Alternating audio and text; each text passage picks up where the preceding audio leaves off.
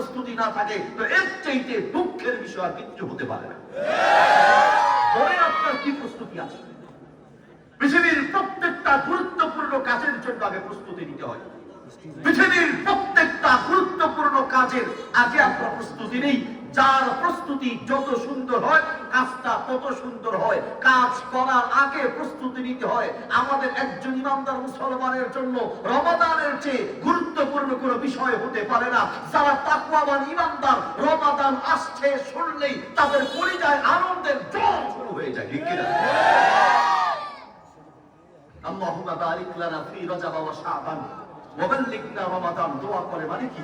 আল্লাহ আমার হায়াতকে বাড়ায় দাও, রব আমাকে রমাদান পাওয়ার মতো তৌফিক দাও, আমাকে রমাদান পাওয়ার মতো তৌফিক দাও যেন আমি রমাদানটা পাই।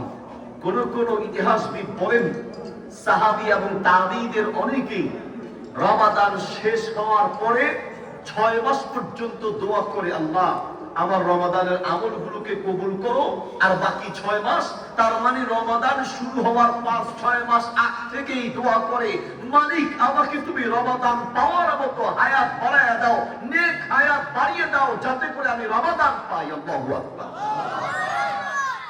যারা ইমানদার তাকওয়াবান তাদের কাছে রমাদান একটা নিয়ামত। আর যাদের ইমানের দুর্বলতা আছে তারা তো রমাদান দেখলেই, রমজান আসবে শুনলেই কলিজা থরথর করে কাঁপে। ইমানদারদের কাছে রমজান কেন আনন্দের? এর কারণ আছে। আমরা অনেকে বলি যে রোজায় কষ্ট হয়, এই কথা বলা যাবে না, তাহলে রোজা হালকা হয়ে যায়।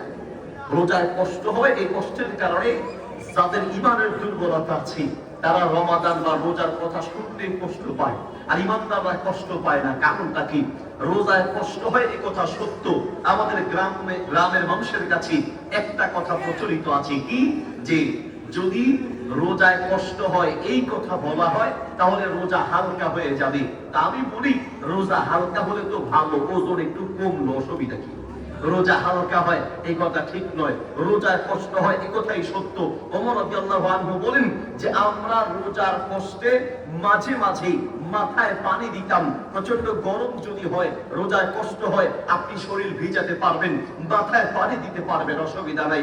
রমজানের রোজা রাখায় সারাদিন না খেয়ে থাকা নিঃসন্দেহে কষ্টকর, কিন্তু কোন ইমানদারের কাছে রমাদানের রোজার কষ্টকর মনে হয় না। কেন মনে হয় না? একটা দৃষ্টান্ত দিলে বুঝবেন। কোন একটা লোকের পেটে একটা বড় রোগ হলো, ডাক্তারের কাছে গেল, ডাক্তার বলল যে আপনার পেট